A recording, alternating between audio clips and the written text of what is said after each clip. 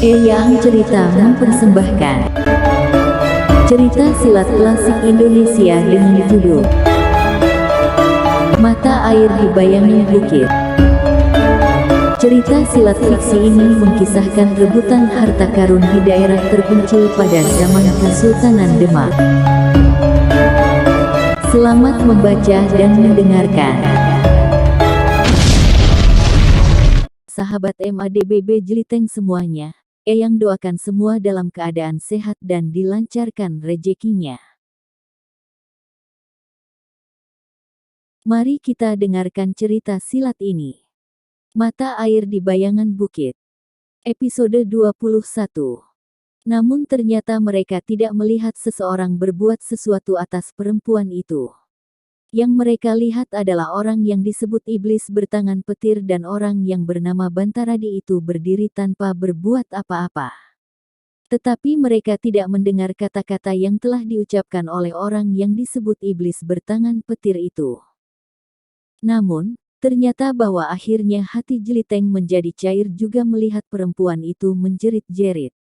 Dengan nada yang merendah ia bertanya, "Kenapa kau menangis?" Perempuan itu terkejut mendengar pertanyaan itu. Seolah-olah orang yang disebut Bantaradi itu tidak melihat apa yang telah terjadi.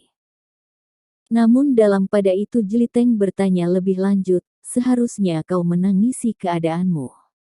Bukan karena kau telah tidak dihiraukan lagi oleh orang di dalam regol itu, tetapi seharusnya kau menguasai sifat-sifatmu.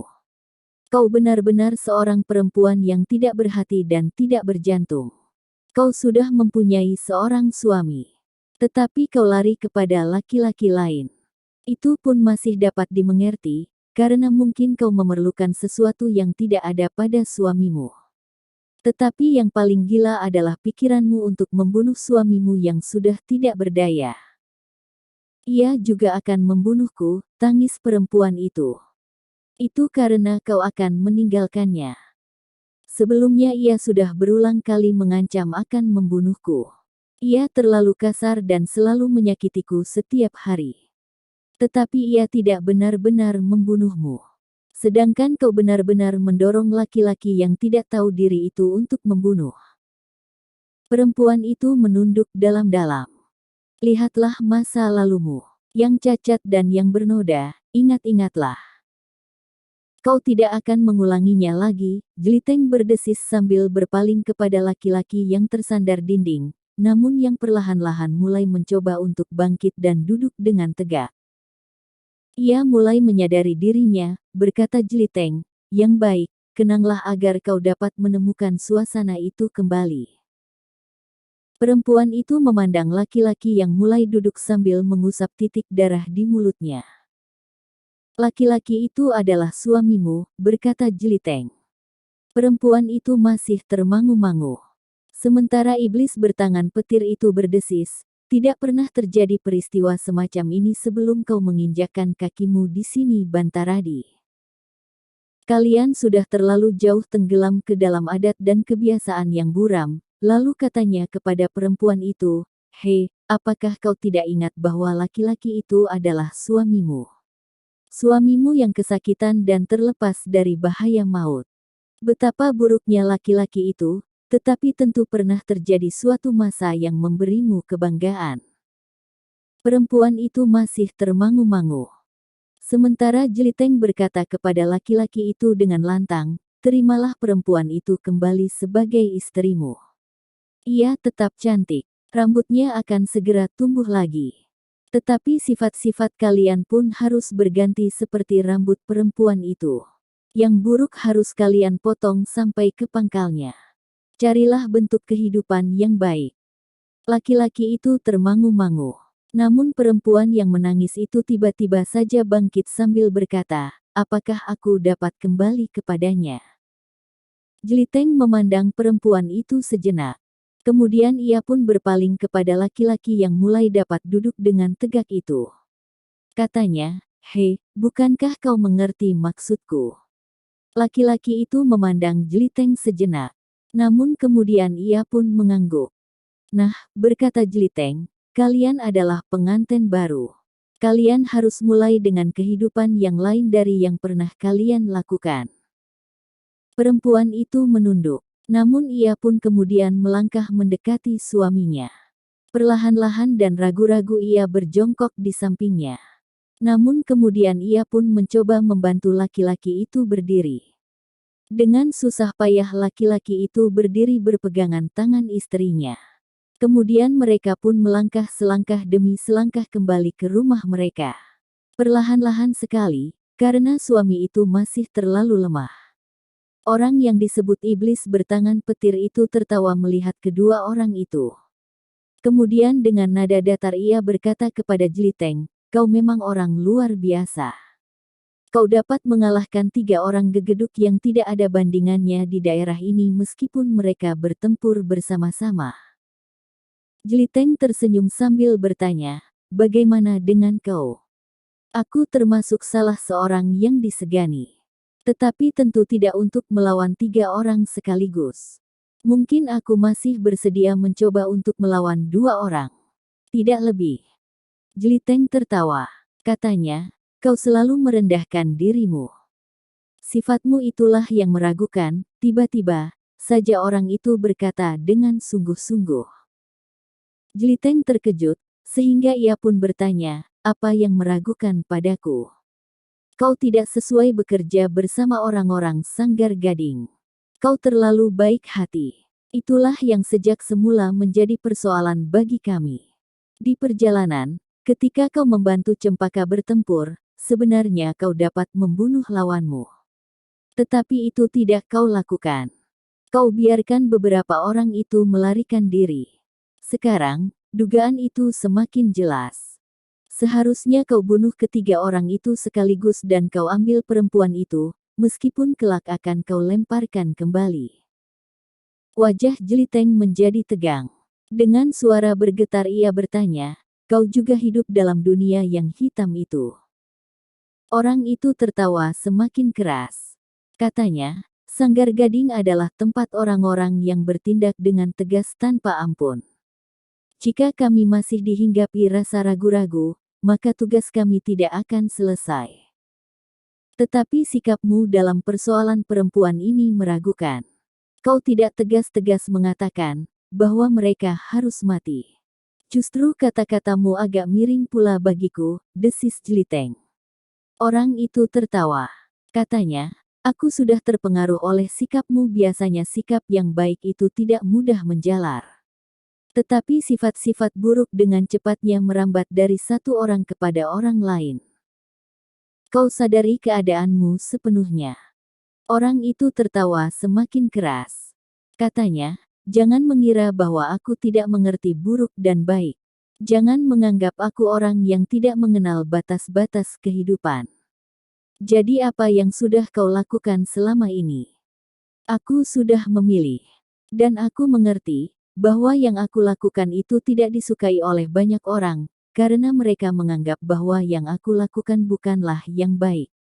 Aku dan orang-orang Sanggar Gading adalah orang-orang yang tetap pada pendirian dan sikap.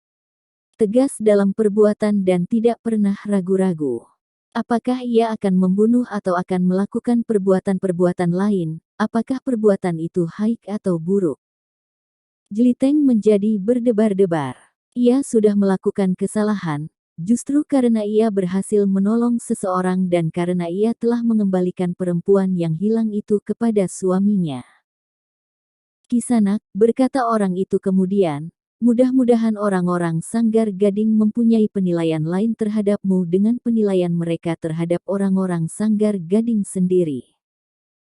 Mudah-mudahan kebaikan dan keragu-raguanmu tidak menumbuhkan persoalan tersendiri di kalangan kami, seperti kau sudah menumbuhkan persoalan baru bagi orang-orang padukuhan ini."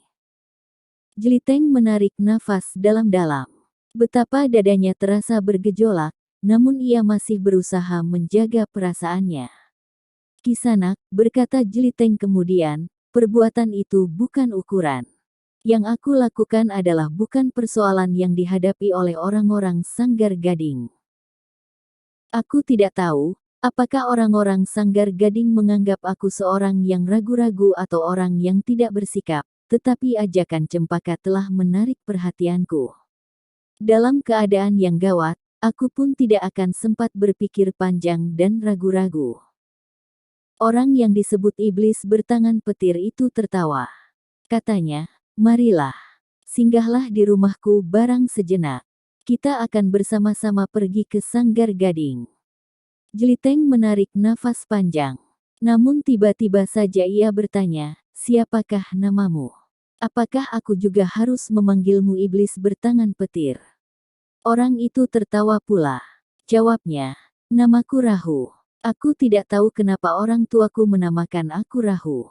Nama yang kurang aku senangi. Karena itu, aku memakai gelar atas keinginanku sendiri iblis bertangan petir. Kau tahu gambaran orang tentang iblis? Bertanya Jeliteng. Tahu pasti. Dan itulah yang aku kehendaki. Kau suka menakut-nakuti orang lain. Namamu memang menakutkan, seolah-olah kau adalah makhluk yang luar biasa. Yang mempunyai kekuasaan tanpa banding, sementara dari tanganku dapat menjulur lidah api. Rahu, yang disebut iblis bertangan petir itu tertawa semakin lama justru menjadi semakin keras. Kenapa kau tertawa? Bertanya Jeliteng. Menarik sekali. Mungkin kau benar. Aku ingin membuat kesan, seakan-akan diriku adalah orang yang paling berkuasa, menakutkan dan mampu melepaskan lidah api dari tanganku. Ia berhenti sejenak, lalu, kau memang lucu. Tetapi jangan terlalu keras.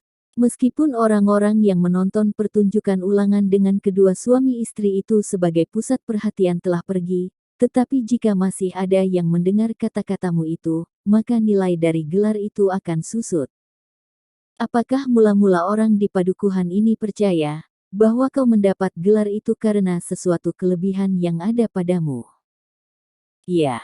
Dan sampai sekarang mereka menganggap aku orang yang memiliki kelebihan di padukuhan ini sesuai dengan namaku. Jelitenglah yang kemudian tertawa. Katanya, apakah aku perlu membuat nama yang lebih mengerikan dari namamu? Iblis bertangan petir itu tertawa semakin keras. Tetapi ia tidak menjawab. Bahkan ketika suara tertawanya sudah mereda ia berkata, marilah ke rumahku.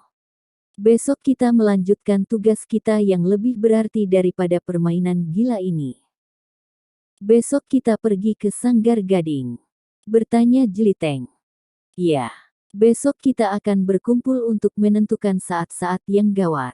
Semua harus diperhitungkan sebaik-baiknya. Kewajiban yang akan kita lakukan adalah kewajiban yang lain dari yang pernah kita lakukan sebelumnya. Apa sebenarnya yang akan kita lakukan besok? Bertanya Jeliteng tiba-tiba. Kau sudah membuat dua kesalahan. Kau sudah membuat orang-orang Sanggar Gading menjadi ragu-ragu, sahut Rahu. Jeliteng menarik nafas dalam-dalam. Lalu katanya, terlalu dicari-cari. Aku tahu bahwa aku telah salah ucap. Tetapi itu adalah dorongan sifat ingin tahu seseorang. Karena itu, tiba-tiba saja aku bertanya tugas kita besok, yang seharusnya tidak perlu dipertanyakan. Sedang kesalahanku yang lain sudah kau katakan, aku tidak membunuh orang-orang yang dapat aku bunuh. Agak berbeda dengan yang aku katakan pertama. Ketegasan memang tidak sama dengan pembunuhan. Disinilah letaknya. Bukan pada perbuatan tidak membunuh itu sendiri. Tetapi pada sikap dan pendirianmu yang goyah. Jeliteng mengerutkan keningnya. Katanya, terserah kepadamu. Kau dapat mengatakan apa saja besok kepada pimpinan Sanggar Gading tentang aku. Kau tentu lebih dipercaya dari aku. Karena itu, kau dapat membuat aku menjadi hitam atau merah. Rahu yang disebut iblis bertangan petir tertawa pula. Katanya, jangan merajuk. Sifat-sifatmu. Bersambung episode 22. Bagikan. Klik bagikan untuk banyak pembaca Sare ke media sosial Facebook, Twitter, dan lain-lainnya. Jangan lupa subscribe dan nyalakan lonceng notifikasi. Baca jilid berikutnya.